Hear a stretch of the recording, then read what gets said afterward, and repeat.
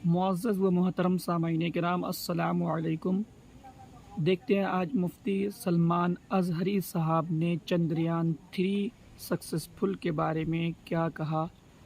बने रहिए हमारे साथ वीडियो में। फी सबीलिल्लाहि अमवात बल अहयाउ वलाकिन ला तशऊरून सदक़ल्लाहु मौलाना अज़ीम।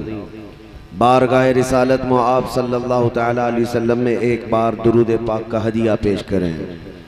अल्लाहुम्मा सल्लि अला सय्यिदिना व मौलाना मुहम्मदिन मअदनिल जूदि वल करम व आलिहि व अस्हाबिहिल किराम व इब्निहिल करीम व बारिक व सल्लिम सलातन दाइमतन सरमदन अबदा। अज़ीज़ान गिरामी वक़ार, बिहम्दी ताला ये सुन्नियों का जलसा है। आशिकाने मुस्तफ़ा इसमें जमा हैं। मुझे जहाँ तक लगता है सिर्फ इस गांव के नहीं, अतराफ में से हर जगह से लोग यहाँ पर जमा हैं। हमारे जलसों की एक खुसूसियत है, जितनी रात बढ़ती जाती है जलसा निखरता चला जाता है, लेकिन कम अज कम वक्त में जलसों को ख़त्म कर भी देना चाहिए। मगर रात के 12 बजे के बाद ये जो शबाब नज़र आ रहा है, ये दिन के दोपहर के उजाले का मंजर पेश करता है। उसकी एक वजह यह है, ये किसी नेता का बुलाया हुआ जलसा नहीं है, ये मोहम्मद अरबी के दीवानों का सल्लल्लाहु तआला अलैहि वसल्लम। ये 500 और 200 रुपये देकर वोटों के लिए बुलाया हुआ जलसा नहीं है। और गले में हरा लाल पीला नीला पट्टा डालकर सुबह अलग दोपहर अलग शाम अलग बुलाने वालों का जलसा नहीं है, बल्कि ये उस नबी आज़म सल्लल्लाहु तआला अलैहि वसल्लम के परवानों का जलसा है, जहां लोग 100 रुपये 200 रुपया मिठाई के लिए नहीं आते, बल्कि अपनी गर्दन का नजराना मेरे मुस्तफ़ा के लिए लाते हैं। और सुन्नियों, मैं जलसे से खिताब करता हूं तो आपको मैं एक ही तरफ बुलाता हूं, और दावत भी यही होती है। जान है इश्क़ मुस्तफ़ा, रोज फजू करे खुदा, क्या कहने, वाह। जिसको हो दर्द का मजा नाजे दवा उठाए क्यों, फिर के गली गली तबाह ठोकरे सबकी खाई क्यों, दिल को जो अक्ल दे खुदा तेरी गली से जाए क्यों। सुभान अल्लाह, सुभान अल्लाह। बस मेरे अजीजों, आज के दौर की ये सबसे बड़ी जरूरत है। 1000 मसले होंगे हमारे, लेकिन आपको ये महसूस करना होगा किस मसले पे मुझे फोकस करना है। ऐ मेरे अजीज सुन्नी नौजवानों, हर आदमी अपने अपने मसाइल से परेशान रहता है, घिरा रहता है, लेकिन वो अक्लमंद है जो उन मसाइल में सुलगते हुए मसले पर हाथ रख लेता है। क्या बात है। और उसको ज्यादा पनपने नहीं देता, वरना देखा जाए तो घर में भी बहुत सारे मसले। कभी किसी के कारोबार को लेकर मसला है, कभी किसी की बीमारी को लेकर मसला है, कभी किसी के बच्चों की आवारगी को लेकर मसला है, लेकिन घर का बड़ा जिम्मेदार वो समझता है मुझे सबसे पहले कौन सा मसला हल करना चाहिए। सब मसलों में सर खपाएगा तो कोई मसला हल नहीं हो पाएगा। जो इम्पोर्टेंट है उसको देखना होगा। अल्लाह 1000 बार ना करे, अगर किसी के घर में आग लग गई, मैं एक एग्जाम्पल दे रहा हूं, मिसाल दे रहा हूं। आज हमारे मुआशरे के बड़े मसाइल हैं। हमारे यहाँ बेहयाई आ गई, बदअखलाकी आ गई, एजुकेशन की कमी आ गई, इल्म की तरफ हमारे बच्चे नहीं जाते, नशा में ज्यादा हमारे बच्चे, सूदखोरी तुम्हारे यहाँ आ गई, शराब जुआ ये सारी चीजें घर कर गई। बड़े मसाइल हैं, लेकिन किस मसले पर हमें उंगली रखना चाहिए वो देखना जरूरी है। सबसे बड़ा मसला क्या होता चाहिए जिसको हल करना जरूरी है। किसी के घर आग लग गई, अल्लाह न करे, और आप देख रहे हैं कि घर के अंदर, ये थोड़ी देर के लिए आप लोग बैठ जाइए, ये पैसे वाले इधर नहीं आएंगे, मैं शुरू में ही बता रहा हूं। नात खां हजरात आएंगे तो उन पर आप निछावर करते रहे। किसी के घर में अगर आग लगी हो और उसके अंदर आपका बच्चा में बैठा हुआ है और घर को आग की शोलों ने लपेटे में ले लिया है, आप घर के अंदर दाखिल हुए, बच्चा आग के लपेटों में मौजूद है, आपका अजीज बच्चा है, लेकिन उसी बच्चे के बगल में आपके पैसों की, रुपयों की एक अटैची भी रखी हुई है, सूटकेस भी है, वो भी जलने के करीब है, माल बहुत ज्यादा उसमें पड़ा हुआ है और आपका बच्चा भी है। जरा बराबर अकल रखने वाले से मैं पूछना चाहता हूं, इस झुलसती हुई आग में सबसे पहले आप किसको बचाएंगे? आप अपने बच्चे को बचाएंगे। अकल वाला यही समझता है, पैसा तो फिर कमा लेंगे, लेकिन जान बचाना बहुत जरूरी है और आप अपने बच्चे की हिफाजत की कोशिश करेंगे। इसका मतलब ये हुआ, जब आदमी कई मसाइल में घिर जाता है, बड़ी परेशानियों में आता है, तो जो सबसे अहम मसला है उसको हल करता है, पहले उसकी तरफ नजर करता है। और मैं क्या कहना चाह रहा हूं मेरे अजीजों, जिंदगी के मसाइल बेशुमार हो गए आज हमारे मुल्क में, हमारी तहजीब में, हमारे मुआशरे में, हमारी कम्युनिटी में बहुत मसाइल आ गए, आग लगी हुई है। लेकिन मैं ये कहता हूं, सबसे अहम मसला जो आज हमारी जिंदगी में है वो इज्जत मुस्तफा की हिफाजत।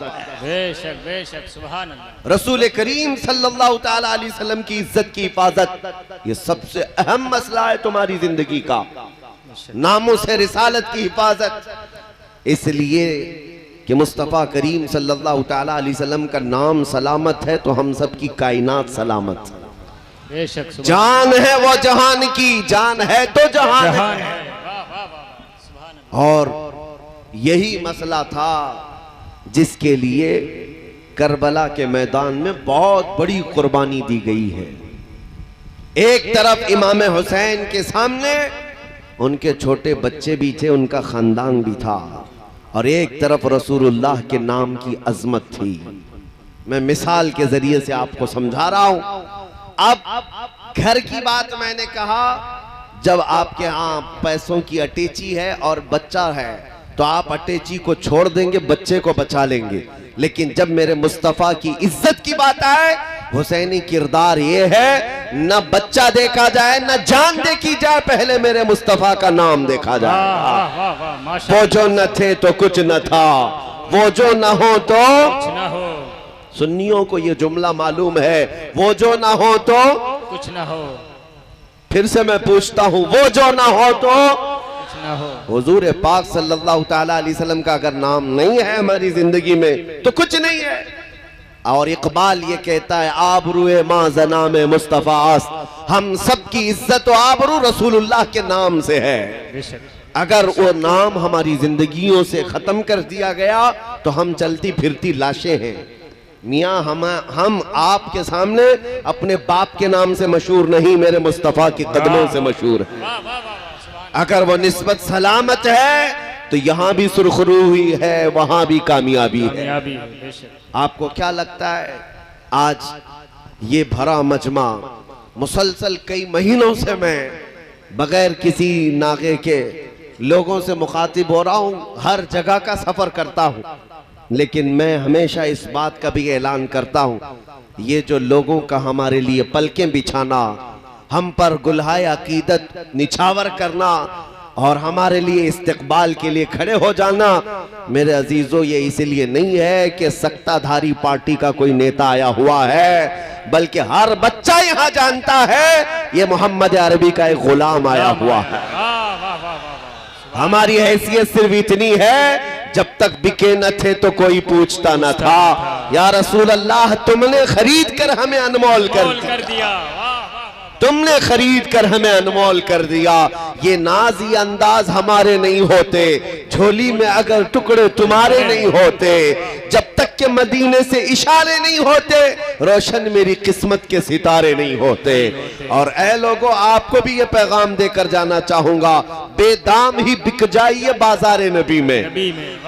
बेदाम ही बिक जाइए बाजार नबी में। अरे इस शान के सौदे में खसारे नहीं होते, बेशक, सुभान अल्लाह, सुभान इस शान के सौदे में खसारे खसारे नहीं होते।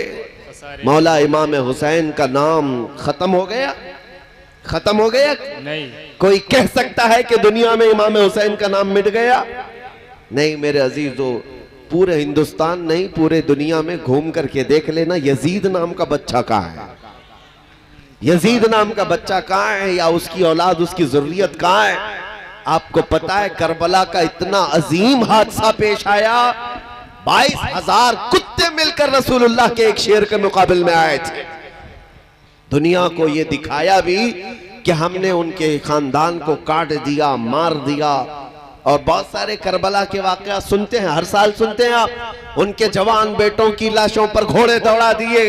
मेरे अजीजों, ये वाकयात सिर्फ रोने के लिए नहीं है, ये वाकयात मातम करने के लिए नहीं है। ये वाकयात सुनने के बाद मैं ये कहता हूं, करबला की दास्तान सुनाने का अहल मुकर्रिर हो, अगर करबला की दास्तान सुनाने वाला अहल मुकर्रिर हो तो सुनने वालों की कैफियत ये होनी चाहिए, इमाम हुसैन को सुनने वाला 80 साल का बूढ़ा हो, उसके अंदर 25 साल की जवानी आ जाए। सुभान अल्लाह, सुभान अल्लाह, सुभान। इमाम हुसैन को सुन करके सिर्फ माथा पीटना, सीना पीटना और रोना धोना नहीं है, बल्कि तुम्हें ये यकीन भी दिल में पैदा करना चाहिए 22,000 आ गए। इमाम हुसैन को पता था, और 3 दिन की भूख भी थी, प्यास भी थी, बच्चे भी थे, औरतें भी थी, लेकिन वो रसूलुल्लाह का हाशमी शेर कैसा था, चाहता तो वहां पर समझौता करके निकल जाता और रात की तारीकी में कहीं उस मैदान से गायब होता। नहीं, हुसैनी किरदार ने ये बताया, कयामत तक आने वालों के लिए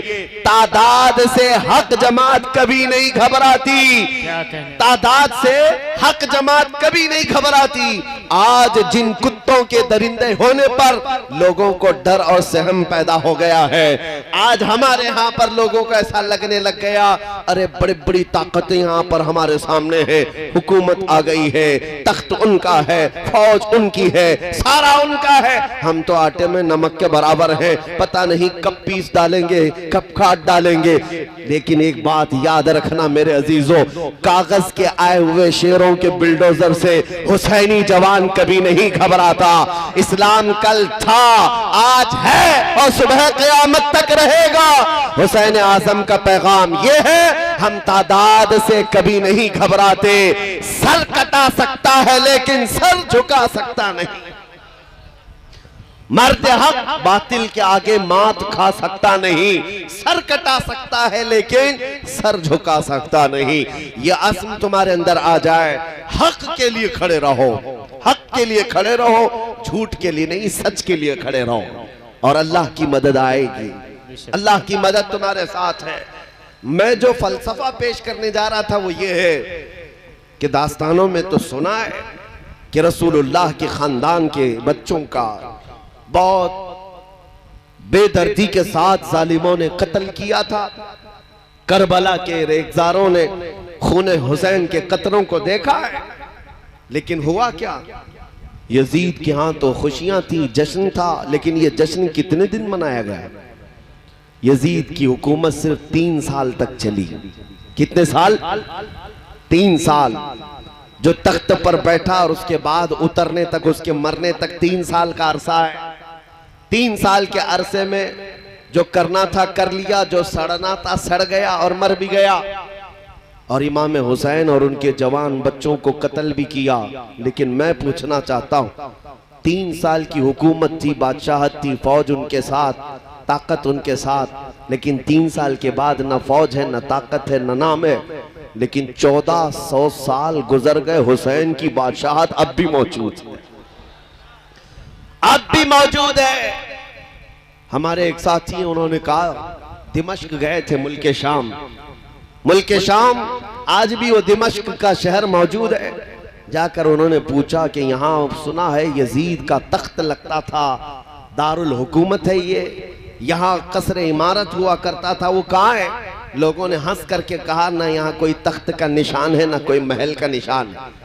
यजीद का दरबार था, तारीख में है। अच्छा, दरबार तो खत्म हो गया, तारीख में मरने के बाद आदमी की कब्र तो होती है। वहां के मकामी लोगों ने कहा, एक जगह ले जाकर कहा, ये जहां दिमश्क का पूरा कचरा डम करने के लिए आता है, जहां पूरा कूड़ा करकट लाकर डाला जाता है, उस कूड़े करकट के बीच में कहीं उसकी कब्र भी खो गई, खत्म हो गई। लोगों ने बताया इसमें गुम हो गई, पता नहीं है। एक तरफ कूड़े करकट में गुम होने वाली ये कब्र, और फिर उसके बाद हम कहते हैं मेरे अजीजों, अल्लाह किसी को तौफीक दे तो इराक के शहर करबला में चले जाए और जाकर पूछे कि हमने सुना है कि यहाँ एक मैदान था जिसमें रसूलुल्लाह के खानदान के बच्चों के टुकड़े किए गए थे, यहाँ उनके खून को बहाया गया था, वो कहाँ है? ले जाकर लोग तुम्हें खड़ा कर देंगे, मियाँ यहाँ कोई मैदान अब बाकी नहीं है, यहाँ तो लहलहाता हुआ एक ऐसा चमनिस्तान है, बल्कि दुनिया के अजीम शहरों में एक शहर बन गया है करबला। वहाँ कोई जंग का मैदान, कोई टुकड़े, कोई खून के निशान नहीं, बल्कि दरबार हुसैन के सामने ले जाकर लोग तुम्हें खड़ा कर देंगे। सोने से कलई किया हुआ हसीन गुंबद नजर आएगा, उस पर सुर्ख रंग का लहराता हुआ झंडा 20 किलोमीटर दूर से नजर आता होगा। हर जाने वाला देखकर सलामी लेता है। वो लहराता हुआ परचम पुकार पुकार कर आने वालों से ये कहता है, ऐ आने वाले, तू दिमश्क भी जाकर आया और उस शाही तख्त को ढूंढ कर आया, नहीं मिला, न कब्र मिली, लेकिन करबला में टुकड़े हो चुके थे, झंडा तो अभी हमारा ही लहरा रहा है। फिर तुम्हें वो झंडा पुकार कर कहेगा, शाह अस्त हुसैन, बादशाह अस्त हुसैन, दीन अस्त हुसैन, दीन पना अस्त हुसैन, हक्का के बिनाए ला इला अस्त हुसैन। माशाअल्लाह, नारे तकबीर, नारे रिसालत, शहीद आजम कॉन्फ्रेंस हजरत अल्लामा मुफ्ती सलमान अजहरी साहब क़िबला, उलमाए अहले सुन्नत हुजूर सैयदी मेराज मियां साहब क़िबला। माशाअल्लाह। मेरे अजीजों, जिंदगी और मौत टुकड़े हो जाने का नाम नहीं है, ये समझ करके चलें। अगर इसी का नाम मौत है तो फिर इमाम हुसैन का नाम भी खत्म हो जाना चाहिए। मौत इसका, हाँ ठीक है, आज़ा से रूह निकल गई, मौत का हुक्म तो है, लेकिन ये जो मजमू में इतना जिंदा है, इतना जिंदा है कि नाम अगर उनका ले लिया जाए तो बुझे हुए दिलों में जिंदगी आ जाए, मुरझाए हुए दिलों में जिंदगी आ जाए। कुरान का एक फलसफा मैं तुम्हें समझाता हूं, मैंने वही आयत पढ़ी हुई है। अल्लाह कुरान में फरमाता है, दो आयतें पढ़ता हूं, एक है इन्नका ला तुस्मिउल मौता वला तुस्मिउस सुम्मा दुआ। मक्का के जो कुफार और मुशरिकीन थे, दुश्मनाने रसूल, उनके बारे में कुरान कहता है, ऐ रसूल ये मुर्दा हैं, आप इन्हें कुछ सुना नहीं सकते। ये किसके बारे में? अबू जहल है, उतबा है, शैबा, अबू लहब है, ये वो दुश्मनाने रसूल, दुश्मनाने इस्लाम, उनके बारे में कुरान कहता है ये गूंगे बहरे हैं, मुर्दा है, इन्हें आप कुछ सुना नहीं सकते। जबकि दुनिया देख रही, वो चल रहे हैं, फिर रहे हैं, खा रहे हैं, पी रहे हैं, उठ रहे हैं, बैठ रहे हैं, बात कर रहे हैं, लेकिन कुरान क्या कह रहा है? कुरान क्या कह रहा है? ये मुर्दा है। बात समझ में आ रही है? नहीं हमारी बात समझ में आ रही है? यूं ही चिल्ला रहे? क्योंकि नए इलाके में आया हूं, कौन सी जुबान बोलते हैं आप मुझे नहीं पता, लेकिन इतना जरूर मालूम है कि इश्क की एक ही जुबान होती है। क्या बात है, वाह वाह। वो इधर भी वही होती, उधर भी वही होती। आला हजरत के अशार को देखो, समझ में नहीं आते, लेकिन फिर भी रूह झूम जाती है। क्यों? इश्क की बोली है। मैं आपसे पूछ रहा हूं, कुरान कहता है चल रहे हैं, फिर रहे हैं मक्का के ये दुश्मनाने मुस्तफा, लेकिन कुरान कहता है ये मुर्दा है। दुनिया तो उन्हें देख रही जिंदा है, लेकिन कुरान कह रहा है मुर्दा है। और एक तरफ बद्र में, ओहद में, खंदक में, करबला के मैदान में जिनकी गर्दनें कटकर अलग हो गई, कुरान कहता है ला तक़ूलू लिमन युक़तलु फी सबीलिल्लाहि अमवाता। ऐ लोगो जो अल्लाह की राह में कत्ल हो गए, इन्हें मुर्दा मत कहो, ये जिंदा है। 1000 टुकड़े हो गए, लेकिन फिर भी कुरान क्या कहता है? ये क्या है? जिंदा है। अब समझ में आ रही बात? मक्का में चलने फिरने वालों को कुरान कह रहा है ये मुर्दा है, और जिनके 1000 टुकड़े हो गए कुरान कह रहा है ये जिंदा है। तो जिंदा कौन है, फिर मुर्दा कौन है? कुरान का फलसफा ये बताता है चलना फिरना उठना बैठना बात करना इसका नाम जिंदगी नहीं है, और कट जाना टुकड़े हो जाना सिर्फ इसका नाम मौत नहीं है। कुरान की रूह से अगर देखा जाए तो चल फिर करके अगर हुजूर पाक से दुश्मनी रखता है तो वो बोल चाल करके भी मुर्दा है, और अगर मेरे मुस्तफा की इज्जत पर मर जाए 1000 टुकड़े भी हो जाए तो कुरान उसे जिंदा कहता है। तो मौत दुश्मनी इस्लाम का नाम है और इश्क़ मुस्तफा का नाम जिंदगी है। जिंदगी है, सुभान अल्लाह, यही जिंदगी है। और अगर तुम्हारे पास ये दौलत है तो फिर मौत से भी डरना क्या, मौत से भी डरना क्या। सबसे ज्यादा आज दुनिया किस बात से तुम्हें डराती है? सबसे बड़ी सजा दुनिया में अगर कोई है तो मौत की सजा है। कौन सी है? इससे बड़ी सजा क्या है? लेकिन आशिक मुस्तफा के लिए, मोमिन जो सच्चा मोमिन है उसके लिए मौत कोई हादसा नहीं है, मौत कोई डरावना ख्वाब नहीं है, बल्कि आशिक मुस्तफा के लिए मौत तोहफा है। इधर आंखें बंद होंगी उधर मुस्तफा की जियारत होगी, नबी करीम सल्लल्लाहु अलैहि वसल्लम के दरबार में जाना है। इसलिए ऐ सुन्नियों, मैं तुम्हारे दिलों से ये खौफ निकालना चाहता हूँ। मैं आपसे ये पूछना चाहता हूँ, एक सवाल दिल पर हाथ रख करके बताओ, क्या मैं जो पूछ रहा हूँ इस पर तुम्हारा यकीन है या नहीं? मेरा दीन इस्लाम सच्चा है या नहीं? अल्लाह की किताब कुरान सच्चा है या नहीं? हमारा नबी सच्चा है या नहीं? हमारा खुदा सच्चा है या नहीं? जिस दीन के जिस कौम के अंदर ये जज्बा है, तुम्हारा खुदा सच्चा, तुम्हारा नबी सच्चा, तुम्हारी किताब सच्ची, तुम्हारा दीन सच्चा, जब सारा सच्चा है तो फिर मेरे अजीजों मुजरिमों की तरह सर झुकाकर नहीं बल्कि अलल ऐलान सर उठाकर जिया करो। आला हजरत ने फरमाया है, खौफ न रख रजा जरा, तू तो है अब्दे मुस्तफा। खौफ न रख रजा जरा, तू तो है अब्दे मुस्तफा, तेरे लिए अमान है, तेरे लिए अमान है। मुजरिम कौम से तुम्हारा कोई ताल्लुक नहीं है, ना तुम आतंकी हो ना आतंकवादी, और ना ही तुम्हारा दहशत से टेरर से कोई ताल्लुक है।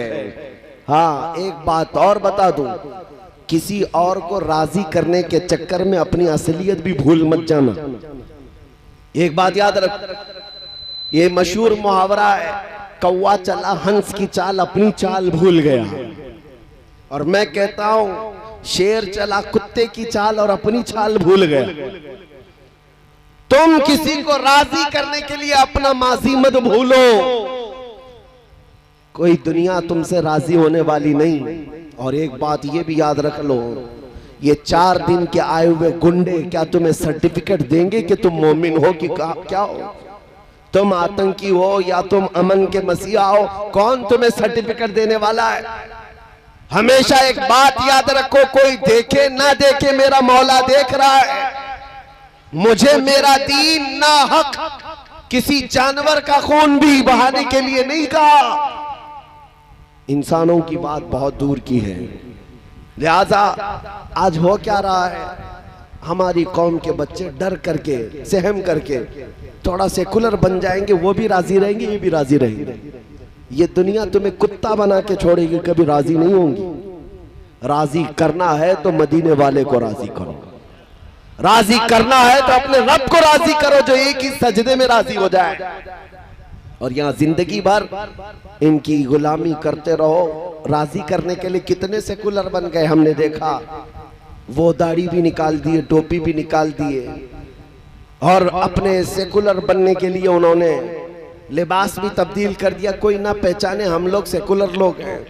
फिर भी हमने देखा है नेतागिरी में 40-40 साल बेचारे जूतियां उठाते रहे, बुढ़ापा आया तो ऐसा कोने में लगा दिया कि अब उनको कोई पूछने वाला नहीं रह गया। क्या ये मिसालें तुम्हारे पास है कि नहीं है?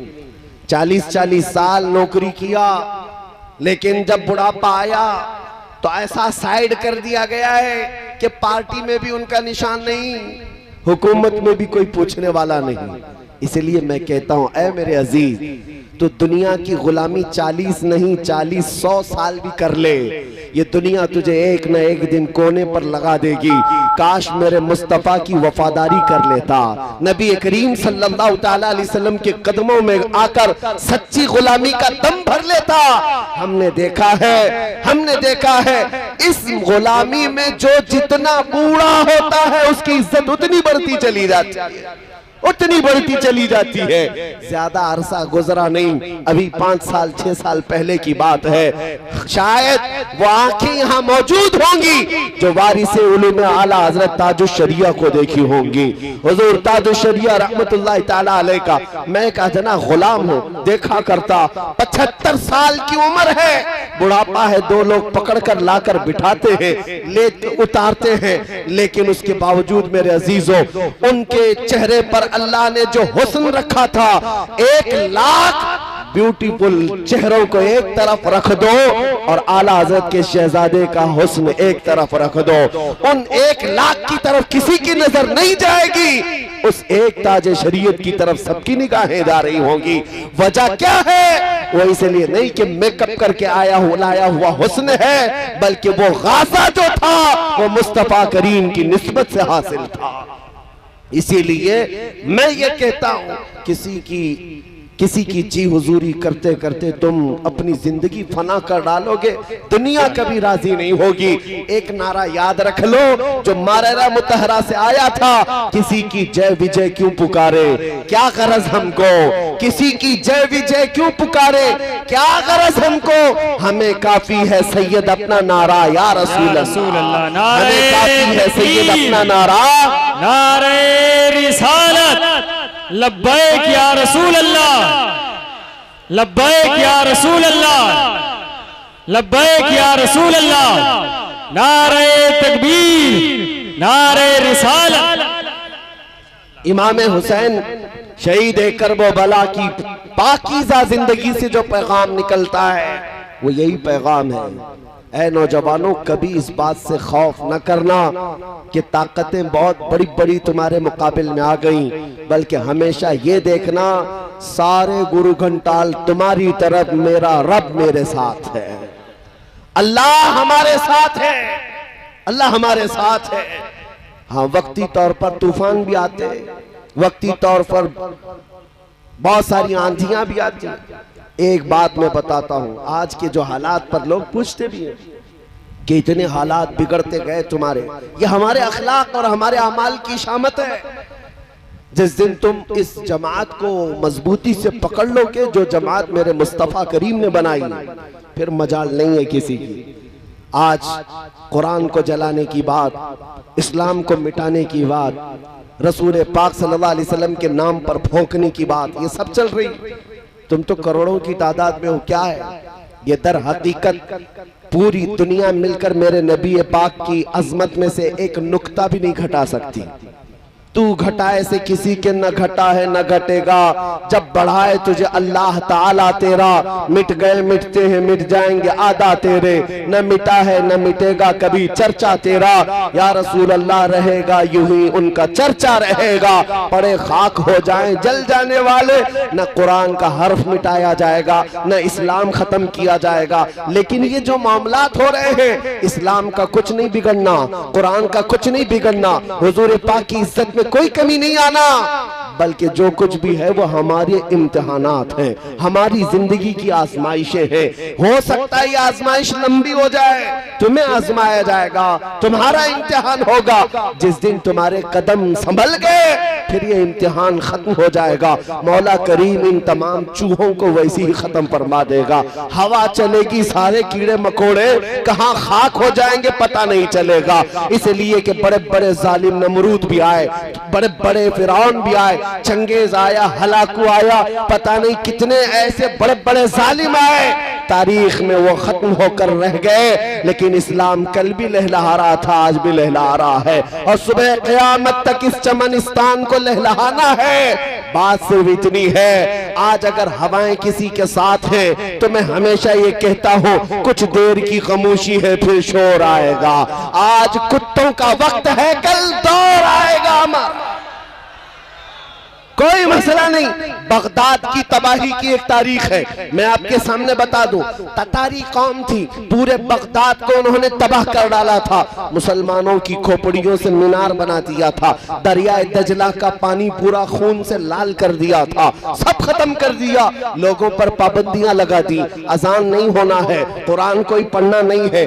उस असना में जो बादशाह की बेटी थी, 4-5 लोगों के साथ वो तफरी के लिए बगदाद की किसी गली में निकली, और जैसे ही वो चल रही थी, अचानक एक जगह से एक बूढ़ी आवाज आने लगी, अल्लाहु अकबर अल्लाहु अकबर अल्लाहु अकबर अल्लाहु अकबर। कोई अजान दे रहा था, जबकि पूरा बगदाद में सन्नाटा है, वीरानी है, लोगों को काट काट कर खत्म कर दिया गया। ऐसे तबाही के वक्त कोई अजान कैसे दे रहा है? ये खातून जो बादशाह की बेटी थी, जालिम हुक्मरान की बेटी थी, खड़ी हो गई, कहा देखो आवाज कहां से आ रही है, पकड़ करके लाओ। फौजी गए और जाकर देखा तो एक बूढ़े आलिम थे और कपकपाती हुई आवाज के साथ अजान दे रहे थे। पकड़ कर लाया गया और इस खातून के पास पेश किया। पूछा उस खातून ने, बाबा क्या अभी भी अजान दे रहे हो? देखा नहीं बगदाद हमारा है, अब हमारा राज चलेगा, हमारी हुकूमत चलेगी, तुम्हारे सब सर काट दिए गए, अब भी तुम अजान दे रहे हो? कपकपाती हुई आवाज ने कहा, जब तक जिस्म में आखिरी कतरा खून का बाकी होगा अल्लाहु अकबर ही कहना है। इसलिए कि हम दुनिया में आए थे तभी हमारे कान में भी अल्लाहु अकबर कहा गया था, और हम मरेंगे भी इसी आवाज पर। उस खातून ने पकड़कर कहा कि इसको गवर्नर हाउस में ले आओ।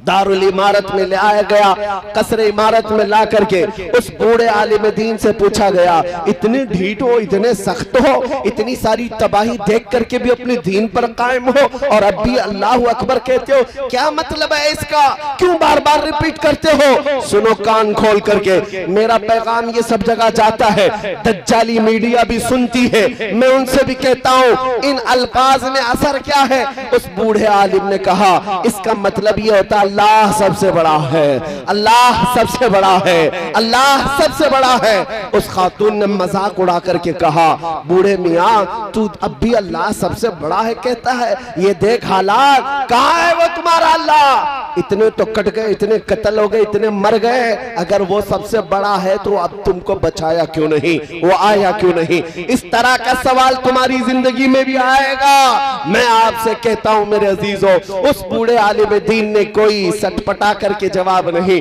बल्कि मुस्कुरा करके यूं कहा, ऐ खातून, ऐ जालिम हुक्मरान की बेटी, तूने देखा होगा बकरियों का रेवड़ कभी चलता है, पूरा झुंड का झुंड चलता है, चरवाहा पीछे बकरियों को हाँकता रहता है, लेकिन तुमने अक्सर देखा होगा बकरियों का झुंड जब जाता है तो उसमें साथ में एक कुत्ता भी चलता रहता है। कुत्ते का बकरियों के साथ काम क्या है? उस खातून ने कहा, हमने देखा तो है, बकरियों का झुंड होता है, रेवड़ होता है और साथ में कुत्ता भी चलता है। उस बूढ़े आलिम ने कहा, बात सिर्फ इतनी होती है, बकरियां चलते चलते एक आध बकरी कोई अपनी जमात से अलग होकर इधर उधर चली जाए तो ये कुत्ता भौंक भौंक करके लाता है, वापस रेवड़ में जमा कर देता है। इस कुत्ते का काम इतना ही होता है। उस बूढ़े आलिम ने कहा, बात सिर्फ इतनी है, उम्मते मुस्तफा ये भोली भीड़ों की तरह है, ये भोली बकरियों की तरह है, जब कभी ये भटक करके मुस्तफा की शरीयत से अलग चलते हैं तो अल्लाह तुम जैसे कुत्तों को हम पर छोड़ता है, तुम भौंक भौंक करके वापस हमें जमा कर देते हो, उस वक्त तक अल्लाह तुम लोगों को हम पर मुसल्लत करता है। आज भी यही हालात है मेरे अजीजों, घबराने की बात नहीं। जुल्म होता है तो तुम्हारी आजमाइश के लिए है, तुम्हारे इम्तिहानात के लिए है। जिस दिन तुमने अपने कदम संभाल लिए, मेरे मुस्तफा की शरीयत पर वापस आ गए, फिर तो देखना, अरे गली मोहल्ला नहीं, हर इलाके से आवाज आएगी, लब्बैक या रसूल अल्लाह, लब्बैक लब्बैक लब्बैक या रसूल अल्लाह, लब्बैक लब्बैक लब्बैक या रसूल अल्लाह। जज्बे दिल को आम कर दूंगा, जिंदगी तमाम उनके नाम कर दूंगा, जो भी दुश्मन है मेरे आका का उसका जीना हराम कर दूंगा। लब्बैक लब्बैक लब्बैक या रसूल अल्लाह, लब्बैक लब्बैक लब्बैक या रसूल अल्लाह। नारे। मैं आपसे सिर्फ इतना कहूंगा, मेरी पूरी तकरीर का, मेरे बयान का खुलासा और मैसेज क्या है? कुछ लोगों को ऐसा लगता है कि आपकी तकरीर बड़ी ऐसी होती है, भड़काऊ होती है, एग्रेसिव कर देते हैं। हम किसी को भड़काते नहीं, में हम किसी को भड़काते नहीं, हम तो टूटी हुई रस्सी को फिर से उसी जगह जोड़ते हैं, और जो इधर उधर भटके हैं उनको हम सिर्फ इतना कहते, मियां आ जाओ, अपना सब कुछ गुंबद खजरा कल भी था, और मेरे नबी से मेरा रिश्ता कल भी था, और बतला दो गुस्ताख नबी को गैरत सुन्नी जिंदा है, उन पे मर मिटने का जज्बा कल भी था और आज भी है। हमारा पैगाम सिर्फ इतना होता है, हम इसलिए लोगों को जोश दिलाते। बाकी कोई अगर ये समझता है कि हम तकरीर में किसी को उकसा करके हमला करने की बात करते, मियां तलवार, चाकू, छुरी, बंदूक, गोली, बम, बारूद सब छोड़ दो, मैं तो तुम्हें ब्लेड की भी बात नहीं करता, इसलिए हमारे लिए बहुत बड़ा पाप है। अरे सब्जी काटने वाली चाकू भी तुम्हारे पास हो तो तुम आतंकवादी हो जाओगे। बाकी 5000 असलहे कोई चुरा करके है, पूरा आतंक भी मचा ले, वो तो देशवासी है। कोई ट्रेन में, चलती ट्रेन में रक्षक गोलियों से भून भी दे, फिर भी वो देशभक्त है। तुम अगर किसी को घूर कर देख लो तो भी तुम विदेशी हो, ये तो नजरिया चलता है, हम जानते हैं और सबको पता है। मीडिया भी अच्छी तरह से जानती है, आते हैं वो सब जानते हैं, उसके बावजूद भी एक साहब आए, मेन स्ट्रीम मीडिया जो चलती है, उन्होंने कहा कि हम आपका इंटरव्यू लेना चाहते हैं। कहा ठीक है, साफ साफ इंटरव्यू दिया। हमने कहा इंटरव्यू देने से पहले आप एक वादा कीजिए, इसको चलाएंगे आप? कहा जरूर चलाएंगे। लेकर के गए, कभी नहीं चलाए। हमने उनको कई दिनों के बाद पूछा, कहा आपने कुछ ऐसा मसाला दिया नहीं था जो चल जाए। इनको चाहिए वही जिसमें मसाला हो और लोगों में एक आग लगे, कोई पॉजिटिव मैसेज नहीं चाहिए। पॉजिटिव मैसेज देने वालों को कभी उस पैनल में बिठाया भी नहीं जाता, बल्कि वहां टट्टुओं को लाया जाता है। 5000 इसको दे दो, 5000 इसको दे दो, और सब लड़ेंगे वहां पर। और ऐसे बड़े बड़े कौम के गद्दार भी वहां जाते हैं, लड़ भिड़ करके आते हैं। आपको पता है, एक बात मैं आपको बता दूं, कभी ये मत समझना उनके टाइटल पर तुम्हारी जिंदगी नहीं है। आज मुझे देखो ऊपर से नीचे तक, हम तो इसी लिबास में हिंदुस्तान के हर कोने में घूम रहे हैं, जा रहे हैं, आ रहे हैं।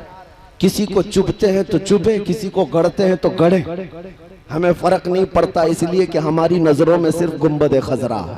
सुभान अल्लाह। अगर वो राजी है तो मेरी कुल कायनात है, अगर वो रूठ गए तो सबको राजी करके मतलब भी क्या है, फायदा भी क्या है। हम दिल्ली गए हुए थे और बड़े हालात खराब थे उस वक्त, 5-6 लोग और भी साथ में थे।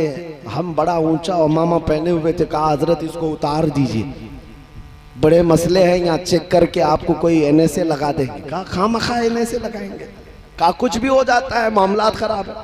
कहा अगर आपने अभी कहा है तब तो हम जबरदस्ती पहन के ही जाएंगे। क्यों? कहा कि मैंने कहा अगर ऐसा मामला है, मुझे पकड़ करके ले जाना है, फांसी पर भी जाना है, तो ख्वाहिश सिर्फ इतनी है, जब मरना होगा तो हुजूर की सुन्नत पर जाना चाहते हैं। क्या बात है, वाह वाह वाह। दुनिया भी देखे कि हमने डर कर अपनी शनाख्त को, अपनी आइडेंटिटी को छुपाया नहीं।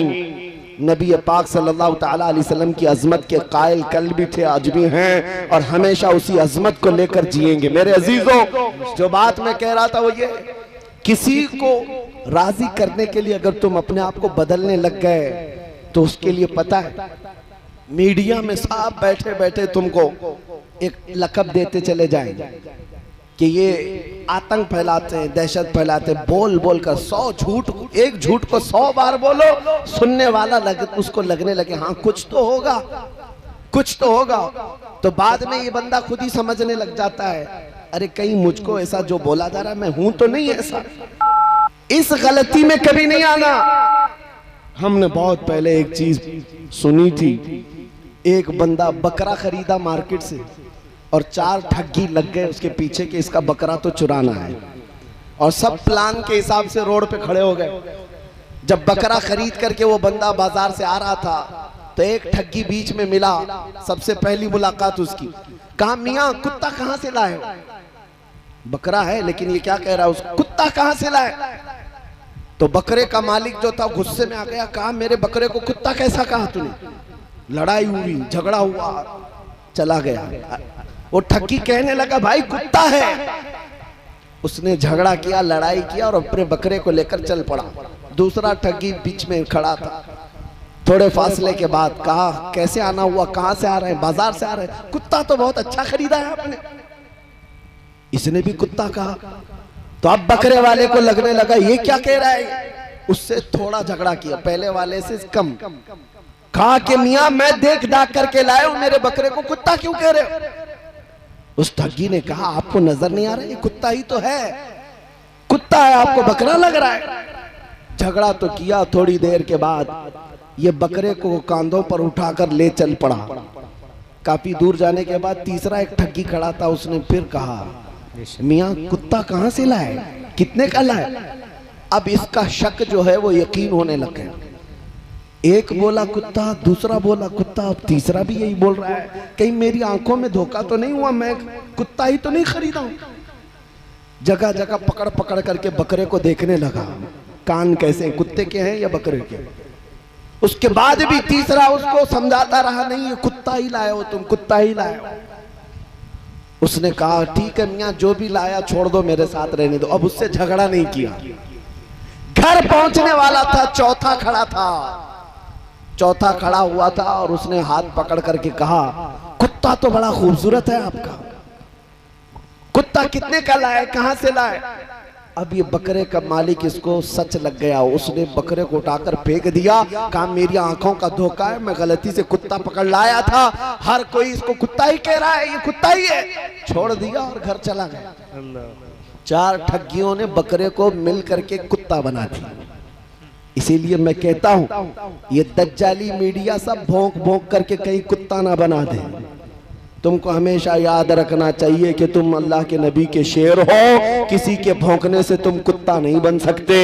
इसीलिए तुम्हारी सिर्फ जिम्मेदारी ये है किसी के बोलने पर तुम अपने अखलाक को न बदलो। तुम्हारे अखलाक मदीने के ताजदार के अखलाक हैं जो सबसे बुलंदो बाला हैं। तुम्हें अपनी टोपी छुपाकर, तुम्हें अपनी दाढ़ी निकालकर, तुम्हें अपने आप को सेकुलर बनाकर इज्जत नहीं मिलनी है। इज्जत अगर मिलेगी तो मुस्तफा के कदमों से मिलेगी, रसूलुल्लाह की गुलामी में मिलेगी।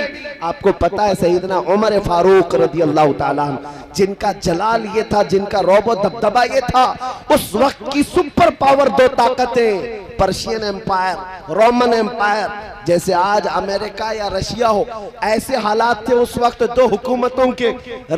पर्शियन एम्पायर यानी किसरा और रोमन एम्पायर यानी कैसर, ये दोनों ताकतों की फौजें हजरत उमर के रौब से कपकपाती थी, डर करके थर्राती थी। उस उमर इब्ने खत्ताब रज़ी अल्लाह ताला अन्हु की हुकूमत उस वक्त सिर्फ मदीने में नहीं, पूरे अरब में है, मिस्र में है, इराक में है, हिजाज में है, नजद में है, यमन में है, फिलिस्तीन में है। जब लोगों ने आपको अमीरुल मोमिनीन कहकर पुकारा तो सैयदना उमर फारूक ने कहा ऐ लोगों आओ मैं तुम्हें बताता हूं, मैं खत्ताब का बेटा उमर हूं। हजरत उमर के बाप का नाम क्या है? खत्ताब। हजरत उमर कहते हैं मैं खत्ताब का बेटा उमर हूँ। बचपन में मुझसे दो बकरियां नहीं संभलती थी, मेरे बाप मुझे हर दिन मारते थे, मैं बकरियां नहीं संभाल पाता था। आज 36 लाख स्क्वायर किलोमीटर पर तन्हा उमर की हुकूमत है। उमर की निगरानी में 36 लाख स्क्वायर किलोमीटर पर हर कोई अमल कर रहा है। लोगों याद रखो आज इतने बड़े खित्ते पर अगर उमर की हुकूमत जारी है तो वह इसलिए नहीं कि खत्ताब का बेटा उमर है, बल्कि इसलिए कि मोहम्मद अरबी का गुलाम उमर है। नारे तकबीर, नारे रिसालत, शहीद आजम कॉन्फ्रेंस, शहीद आजम कॉन्फ्रेंस, नारे तकबीर, नारे रिसालत, सुभान अल्लाह। इसीलिए मेरे अजीजों क्या आज ये अहद करोगे? मौला हुसैन के नाम पर सवाल करता हूं आपसे, इतना बड़ा जलसा सजाया आपने, इसमें हजारों लाखों रुपए खर्च भी, लोग दूर दराज का सफर करके भी आए और रात की इतनी तारीख हो जाने के बाद भी आप जमकर बैठे हैं। मैं आपसे सिर्फ इतना आज़म लेना चाहता हूँ, करबला की दास्तान से अगर तुम्हें इश्क है, मौला हुसैन के नाम से तुम्हारी गहरी मोहब्बत वाबस्ता है, मेरे मुस्तफा के कदमों पर जान निछावर करने की बात करते हो, तो आओ आज ये आज़म करके उठो कि अब अगर हम जिएंगे तो इसकी उसकी रजा के लिए नहीं, मदीने वाले की रजा के लिए जिएंगे। कोई कुछ बोले हमें फर्क नहीं पड़ना चाहिए, हम रसूलुल्लाह की सुन्नतों को जिंदा करके जिएंगे इंशाअल्लाह, करेंगे इंशाअल्लाह। नौजवानों, ये अज़्म अगर आप में से 10 नौजवानों ने भी कर लिया, मैं समझता हूँ जलसा हमारा वसूल हो गया, जलसा कामयाब हो गया। लाखों को जमा कर लो और सिर्फ तकरीर करके नारे लगाकर चले जाओ, कोई हासिल नहीं है। हाँ, अगर 10 भी इसमें खड़े होकर के ये अज़्म कर ले कि आज के बाद के मेरी हर धड़कन मेरे मुस्तफ़ा के नाम पर है, मैं जीऊंगा उस तरह जैसे मेरे नबी को पसंद है। आला हजरत ने 100 साल पहले हमें ये बताया था, आज ले उनकी पनाह, आज मदद मांग उनसे, कल ना मानेंगे कयामत में अगर मान गया। और आप सब ने सबसे पहले मेरी तकरीर में पूछने पर एक जवाब दिया, फिर मैं पूछता हूँ जवाब दो, फिर मैं पूछता हूँ जवाब दो। रसूलुल्लाह के नाम के साथ एक सवाल है, वो जो न थे तो कुछ न था, वो जो न हो तो वो जो न हो तो वो जो न हो तो हमारी जिंदगी में अगर वो जो ना हो तो अरे कब्र में पहुंच जाओगे। अगर फरिश्ते तुमसे पूछ लें तुम्हारा रब कौन है, तुम्हारा दीन क्या है, यहाँ तक तो बहुत सारे बता देंगे, मेरा रब अल्लाह है, मेरा दीन इस्लाम है। तीसरा सवाल सबसे अहम है, मा कुन्त तक़ूलु फी हक़्क़ि हाज़ा रजुल, रसूलुल्लाह को दिखाकर फरिश्ते कब्र में पूछेंगे, बता इनके बारे में दुनिया में क्या कहता था।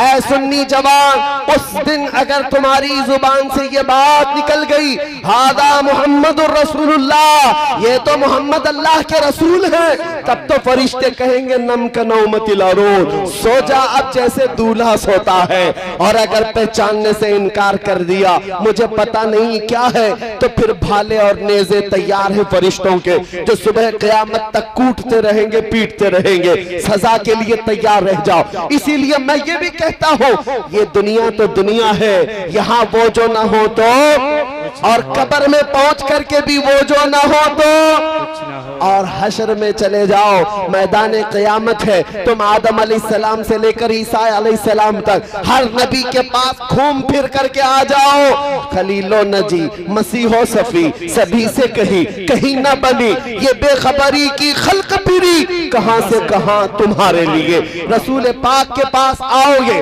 उस वक्त मेरे मुस्तफा का क्या कहेंगे, जब पूरी मखलूक ये पूछेगी हमारी सिफारिश कर दे, हमारी शफाअत कर दे। तो पहले नबियों ने कहा था इज़हबू इला गैरी, जाओ मेरे अलावा किसी और के पास जाकर सिफारिश करना, लेकिन मेरे आका की तन्हा जात है, मैदान महशर में कह रही होगी अना लहा, कहेंगे और नबी इज़हबू इला गैरी, मेरे नबी के लब पर अना लहा होगा, जिसका मतलब ये होता है ऐ कौम कहां भटक रहे हो, आओ तुम्हारी सिफारिश के लिए तो मोहम्मद बैठा हुआ है, आज तुम्हारी शफाअत के लिए मैं ही तो हूं। अब पता ये चला मेरे मुस्तफा सिफारिश करेंगे, अल्लाह करीम उस दिन हिसाब किताब शुरू करेगा। और कयामत के दिन का हाल ये है, मेरे आका फरमाते हैं, सहाबा ने पूछा था आपको कयामत के दिन हम कैसे ढूंढे, हुजूर ने 3 पते बताए थे।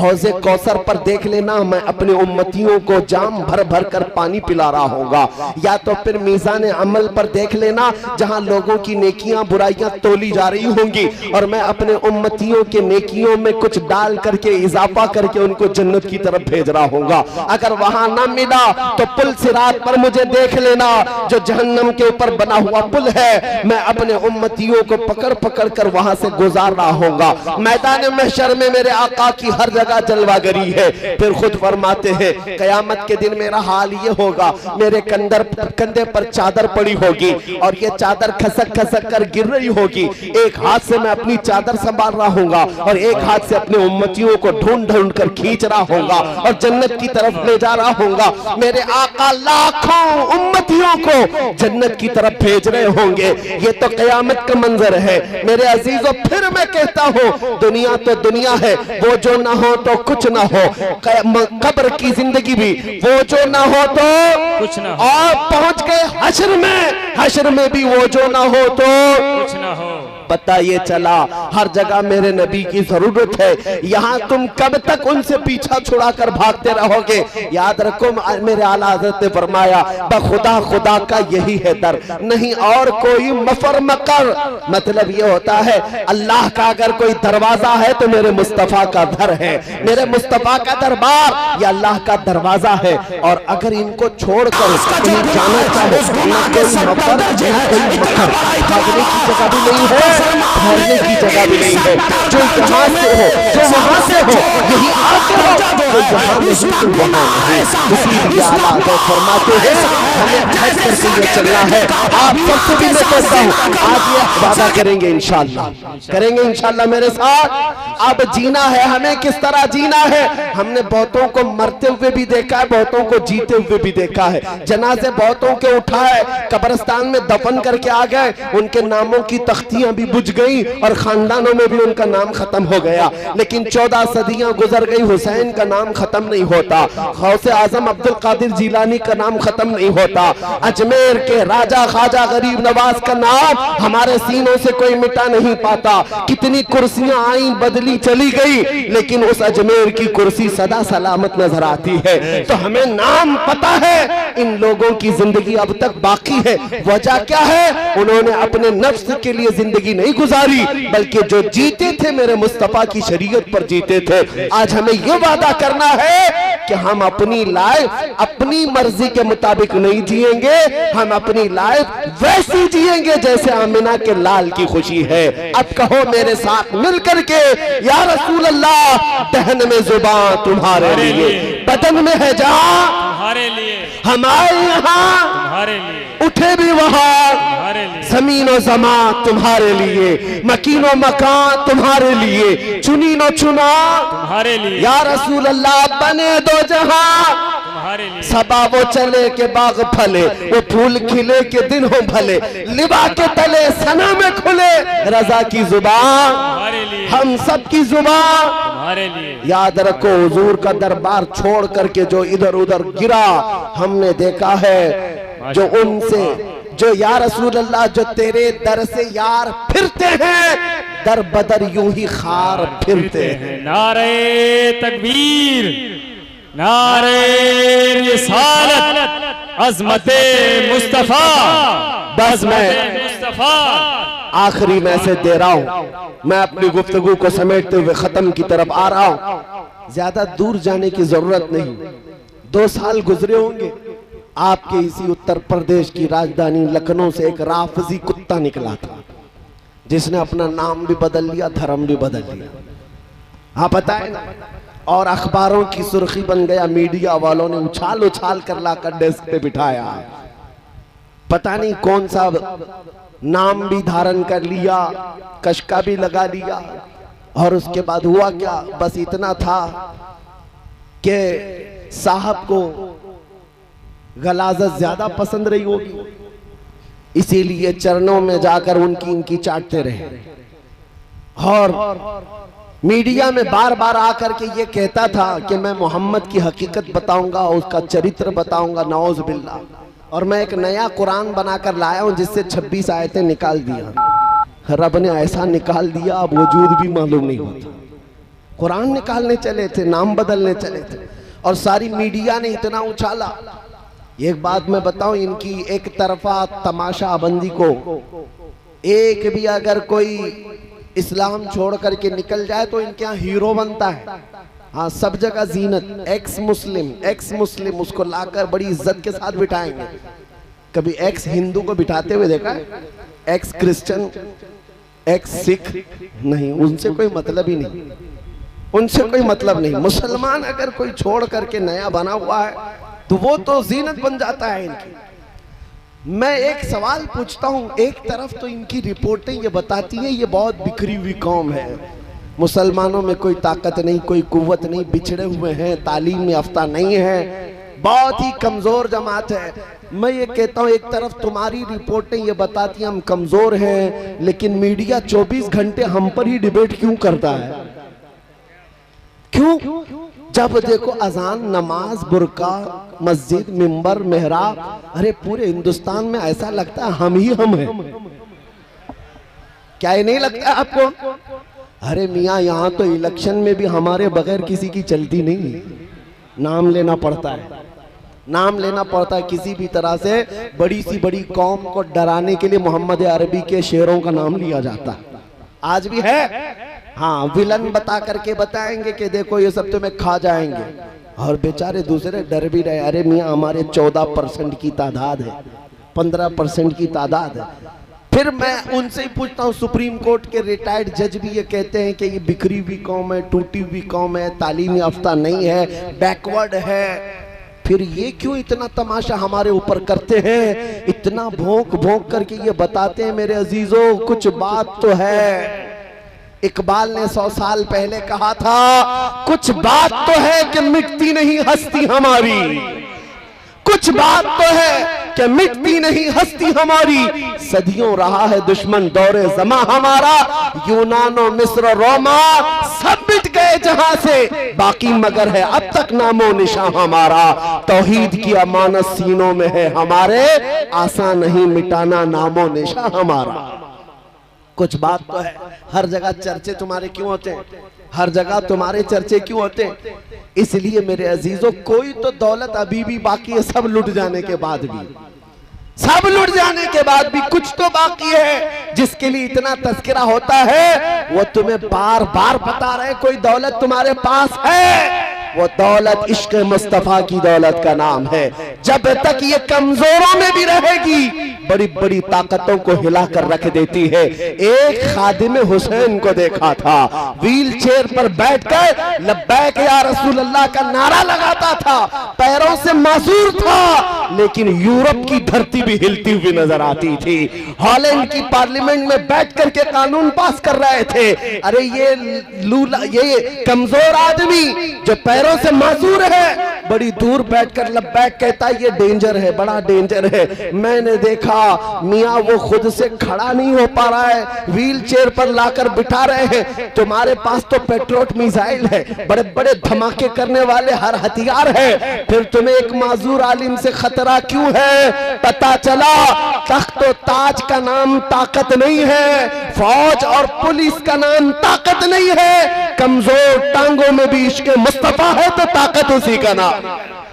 पैदा करो तो वो ताकत पैदा करो कि चलो तो तुम्हारा सीना धड़कन में नबी नबी कहा करे। जब सोए तो ये हमारी कैफियत हो, मैं सो जाऊं या मुस्तफा कहते कहते, खुले आंख सल्ले अला कहते कहते। मैं जो बात कह रहा था कंप्लीट करके खत्म करता हूँ। उस राफजी कुत्ते से पूछो आज कहाँ है? तुम तो नाम भी बदल लिए थे, धर्म भी बदल लिए थे, चर्चे में आने के लिए बहुत कुछ कर गए थे, और बहुत सारे कपड़े भी पहन लिए थे, और जाकर के किसी के चरणों में और किसी की चाटते हुए 6 महीने गुजारे।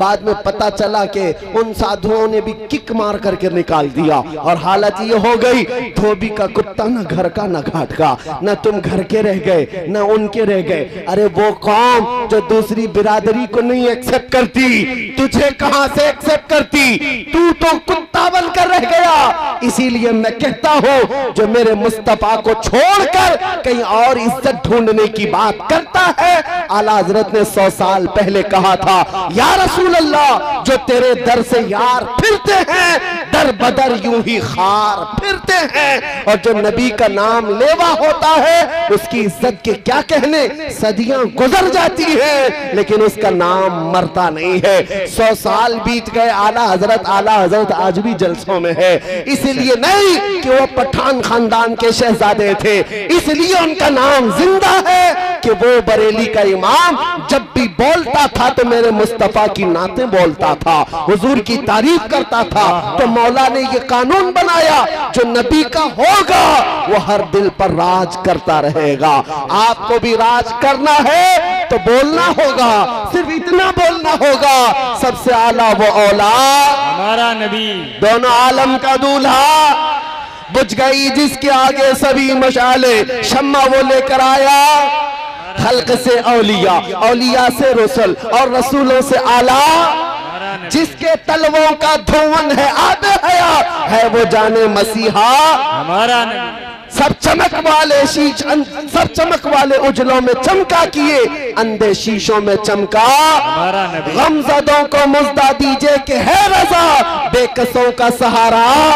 अरे आखिर में सिर्फ इस बात पर मैं उठ जाता हूँ, सुन्नियों को ये पैगाम देकर, कौन देता है, देने को मुंह चाहिए, अरे देने वाला है सच्चा हमारा नबी। लब्बैक या रसूल अल्लाह, लब्बैक या रसूल अल्लाह, लब्बैक या रसूल अल्लाह, लब्बैक या रसूल, लब्बैक या रसूल अल्लाह। लब्बैक या रसूल अल्लाह।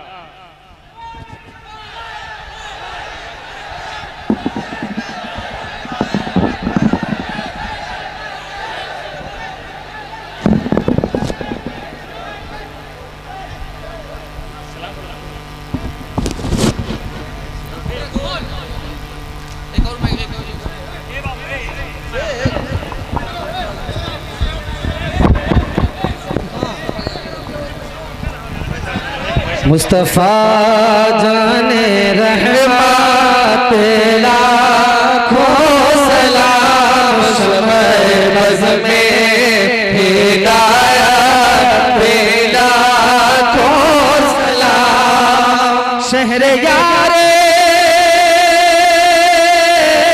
रम ताजदारे रम, शहर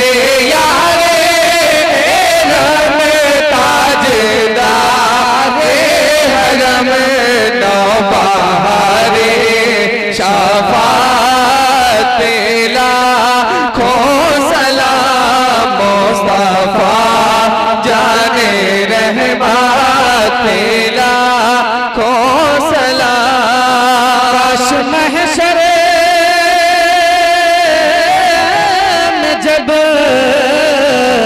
उनकी आमद हो, और काश महशर में जब उनकी आमद हो, और भेजे सबों की शौकत लाखों सलाम। मुस्तफा जाने रहमत लाखों सलाम। डाल दी कल्ब में अज़मत मुस्तफा, डाल दी कल्ब में अज़मत मुस्तफा। सैयदी आला हज़रत लाखों सलाम। मुस्तफा जाने रहमत लाखों सलाम। मुझसे खिदमत के कुदसी कहे हाँ रज़ा, मुझसे खिदमत के कुदसी कहे हाँ रज़ा। मुस्तफा जाने रहमत लाखों सलाम। शहबज़ में हिदायत लाखों सलाम। या नबी सलाम अलैका, या रसूल सलाम अलैका, या हबीब सलाम अलैका, सलावतुल्लाह अलैका, सलातो सलाम अलैका या रसूल। तो दोस्तों, आपने सुना मुफ्ती सलमान अज़हरी साहब को। इस तकरीर को ज़्यादा से ज़्यादा इस वीडियो को फॉरवर्ड करें, शेयर करें, कमेंट करें, लाइक करें और दोस्तों हमारे चैनल को सपोर्ट करें, सब्सक्राइब करना ना भूलें। फिर मिलते हैं इंशाअल्लाह अगले वीडियो में, तब तक के लिए अल्लाह हाफिज़।